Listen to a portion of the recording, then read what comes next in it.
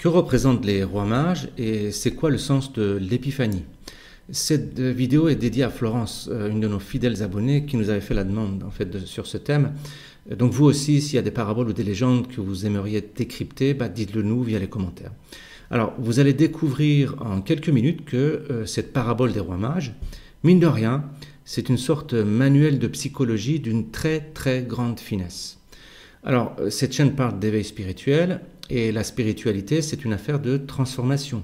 Et qui dit transformation dit processus, avec des étapes. Cette histoire d'épiphanie nous explique une étape particulière de l'éveil, à savoir ce qui se passe quand on se rend compte qu'on n'est pas tout seul dans nos têtes. Évidemment pas au sens psychiatrique, le fait de devenir fou, mais au sens spirituel, à savoir quand on se rend compte qu'on est autre chose que nos pensées et nos émotions. Quand un individu travaille sur lui, arrive un moment où son comportement et ses émotions changent. Et ce changement n'est pas dû à l'individu lui-même, mais c'est la manifestation de quelque chose à l'intérieur de lui-même. Quelque chose à l'intérieur de lui-même vient de naître. C'est ça l'épiphanie ou théophanie, qui veut dire manifestation de Dieu. Seulement cette manifestation n'est pas extérieure, mais intérieure à chacun. Alors comment ça marche? Grosso modo, la vie, ou ce que les religions appellent Dieu, se manifeste d'abord à travers le corps, les perceptions, les émotions et les pensées. En tant qu'être vivant, chaque individu manifeste physiquement une certaine quantité de vie, par son corps, ses ressentis, par ses comportements. Mais il existe un autre stade où la vie se manifeste d'une manière plus subtile, sous forme d'informations nouvelles, comme par exemple un nouveau dessin chez un peintre, ou un nouveau concept chez un philosophe, un nouveau business model chez un entrepreneur, une nouvelle molécule chez un chercheur, une nouvelle formule chez un mathématicien, ou n'importe quelle nouvelle idée vraie dans la vie de tous les jours. Ce sont des manifestations subtiles, intelligibles de la vie. Une très belle image de cette manifestation, c'est la peinture de Michel-Ange dans la chapelle Sixtine. C'est le logo de cette chaîne par ailleurs. C'est quand Dieu touche Adam du doigt. C'est une sorte d'étincelle qui jaillit dans notre tête. Et c'est ce qu'on appelle vulgairement la créativité. C'est quand un individu génère quelque chose de nouveau et authentiquement vrai. Alors attention, n'importe quel imbécile peut générer plein d'idées, mais qui sont généralement fausses. Ce sont des illusions. On parle ici des idées vraies. Alors comment savoir si une idée qu'on a dans la tête est réelle ou fausse? Une idée fausse ne résiste pas à l'expérience, alors qu'une idée réelle domine l'expérience. Bref, cette parabole raconte le moment où la vie chez un individu dépasse le stade biologique pour passer au stade supérieur qui est le stade intelligible ou suprasensible, comme disent certains. Alors, quel est le décor de cette parabole? Il y a Jésus enfant, Marie, la crèche avec les animaux et le roi mage. Bizarrement, l'histoire dans l'évangile, l'histoire commence par César qui décide de recenser toute la terre. C'est pour ça que Marie et son fiancé, Joseph, viennent à Bethléem. Ensuite, Marie accouche dans une crèche et au même moment, il y a des rois qui viennent d'Orient pour voir Jésus. Il y a une vidéo qui explique les symboles de la crèche dans le détail. Regardez la playlist sur le sens caché des religions, cette vidéo-là est dedans. Donc, au début de l'histoire, César décide de recenser toute la terre. César ou Pharaon représente le roi du monde matériel et du mental, c'est-à-dire l'ego. César décide de recenser ses sujets, ça veut dire que l'ego décide de comprendre ses pensées. C'est-à-dire qu'au début, l'ego veut comprendre ce qui se passe en lui. On est dans un état où on veut comprendre ce qui se passe dans notre mental, dans notre tête. Il s'agit donc ici d'un individu qui est en train de travailler sur lui. Cette parabole parle d'un individu qui travaille sur lui. Donc c'est par notre propre ego que les choses commencent. Vous voyez, c'est paradoxal, mais qu'est-ce qui est à l'origine même de l'épiphanie à Bethléem? Eh bien, bizarrement, c'est César, c'est l'ego. Dans l'Ancien Testament, qu'est-ce qui sauve Moïse des eaux du Nil et qui est à l'origine de la chute de Pharaon? Eh bien, c'est la fille de Pharaon en personne. C'est notre ego qui déclenche l'épiphanie sans même le savoir. Ça veut dire que c'est notre tendance à mesurer, à évaluer, à comprendre qui déclenche la spiritualité sans même qu'on le sache. Donc, celui qui ne cherche pas, celui qui ne veut pas comprendre, eh bien, pas d'épiphanie pour lui. Voilà. Seul celui qui cherche va déclencher quelque chose en lui sans s'en rendre compte au début. Ensuite, Jésus, qui symbolise la vie dans l'être humain, ou ce qu'on appelle aussi la conscience, il est né dans une étable, c'est-à-dire à l'endroit réservé aux animaux. aux animaux domestiques, c'est-à-dire nos instincts. Ça parle de notre programme biologique, c'est ce qui fait tourner notre corps. La première manifestation de la vie, c'est au niveau de notre biologie, du corps, des instincts, de l'intelligence qui régit notre organisme.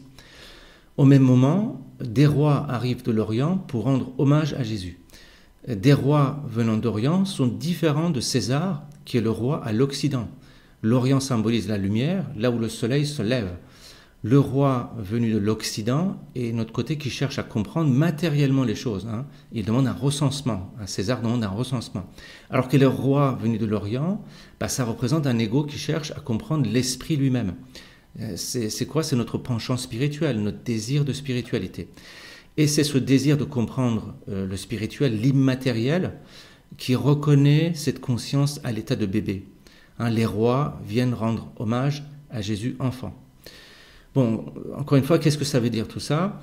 C'est-à-dire que si nous travaillons sur nous-mêmes, si nous faisons un travail spirituel, à un moment, nous nous rendons compte que nous avons changé. Mais il faut comprendre que ce n'est pas nous qui avons changé, mais quelque chose a changé en nous. Ce n'est pas du tout pareil, vous voyez. Concrètement, ça veut dire quoi? On est moins stressé, on est moins parano, on est plus serein, on ne se prend plus la tête sur des petites choses. Et il faut savoir que tout ça, on sait que ça ne vient pas de nous, mais de quelque chose qui s'est réveillé en nous.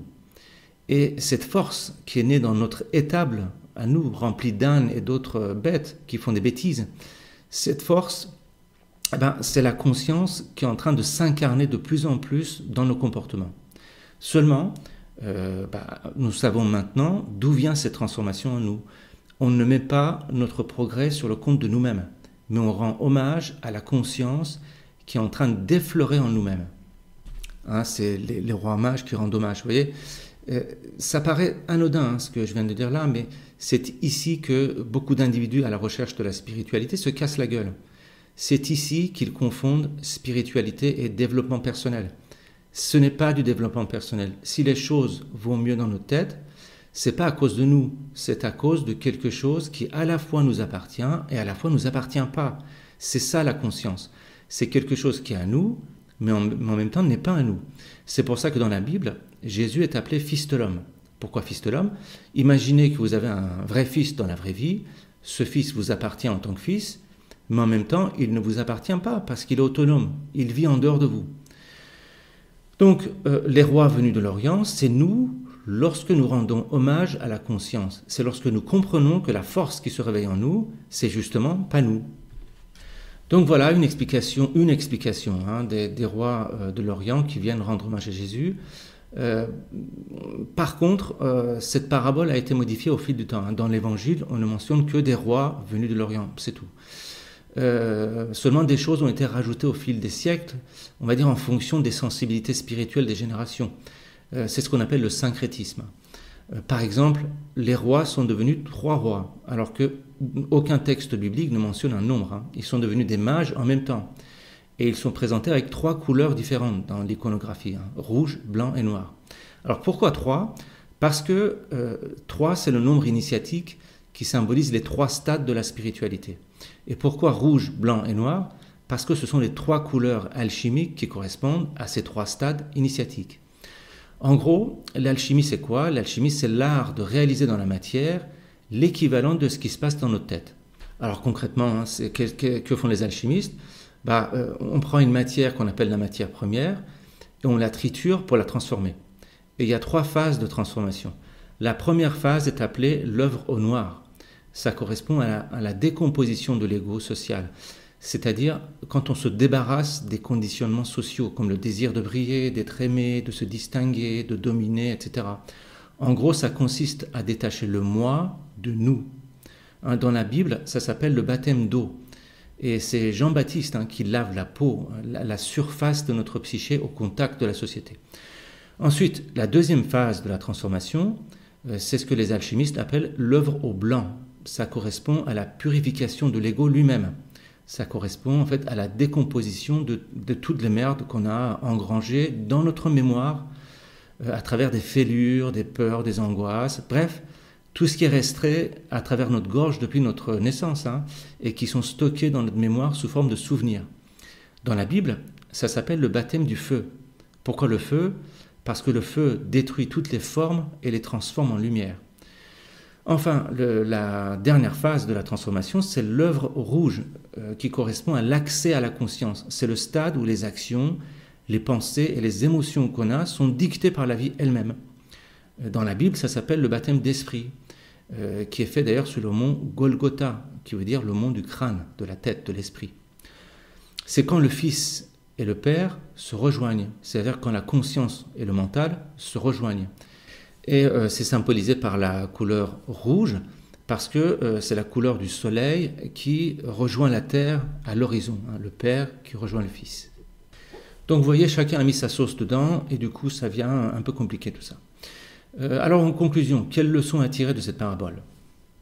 D'abord, la vie se manifeste chez les humains sous forme biologique. Je ne parle pas de corps et d'organisme, mais du programme qui contrôle le corps et l'organisme. C'est ça la vie en tant que programme d'information. C'est une intelligence. Par exemple, quelle que soit la nourriture que vous mangez, si vous mangez un steak ou un biscuit ou une salade, peu importe, toutes ces différentes nourritures vont se transformer pour devenir vous-même. C'est-à-dire qu'il y a une intelligence cachée en vous qui transforme le steak ou la salade en vous. C'est ça la vie dont on parle. C'est un programme. Eh bien, quand ce programme monte en complexité, il va transformer ce que vous mangez non seulement en vous en tant que corps, mais aussi en intelligence, c'est-à-dire en nouveau programme. Imaginez un ordinateur avec par exemple le logiciel Word. Le logiciel Word transforme vos pensées en texte. Imaginez si d'un seul coup, Word se mettait à générer des textes d'une grande intelligence sans que vous soyez derrière le clavier. Imaginez qu'une sorte d'intelligence génère des textes tout seul. Eh bien, remplacer ce logiciel Word par un être humain, voilà ce qu'on appelle l'éveil. C'est quand la vie ou la conscience dans un être humain devient consciente d'elle-même et génère autre chose que des cellules. Et quand la vie génère de l'intelligence spontanément, elle se manifeste à travers nos pensées et nos actions, elle s'incarne dans nos pensées et nos actions, et c'est ça l'épiphanie.